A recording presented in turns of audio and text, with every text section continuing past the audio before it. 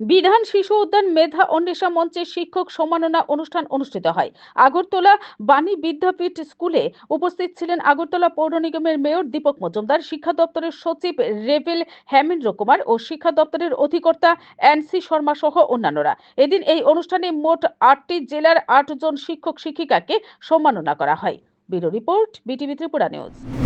আমি প্রথমে বিধান শিশু উদ্যান মেধা অন্বেষাকে এবং এই রাজ্যের যিনি কনভেনার মনোজ রায়কে আমি ধন্যবাদ জানাচ্ছি যে এটা সুন্দর ব্যবস্থা করার জন্য। এই ক্ষেত্রে আমি বলবো, মেধা অন্বেষা বলতে আমরা যেটা বুঝি, মেধাকে তৈরি করার ক্ষেত্রে যারা কারিগর তাদেরকে সম্মানিত করার একটা বিশেষ দিক। কিন্তু আমরা সবসময় শিক্ষক শিক্ষিকাগণ অক্লান্ত পরিশ্রম করে যারা বর্তমান আগামী প্রজন্মের ভবিষ্যৎ, যারা রাষ্ট্রীয় চিন্তায় রাষ্ট্র গঠনে যারা অংশগ্রহণ করবেন, তাদেরকে পুঁথিগত বিদ্যার পাশাপাশি সামাজিক দায়িত্ব, সামাজিক কর্তব্য সামনে অবহিত করে প্রকৃত মানুষ হিসেবে তৈরি করার ক্ষেত্রে তারা যে অবদান বা কাজ করে থাকেন তাদেরকে স্বীকৃতি দেওয়া বা মূল্যায়ন করা বা সম্মান প্রদর্শন করা মেধা আমি বলব বিধান শিশু উদ্যান মেধা অন্বেষা এটা করেছে।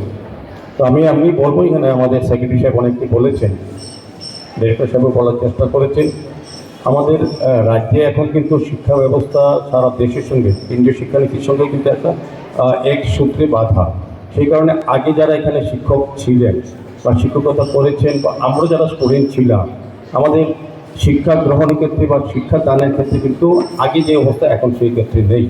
এখন আমূল পরিবর্তন হয়েছে, গুণগত শিক্ষার মান উন্নত হয়েছে।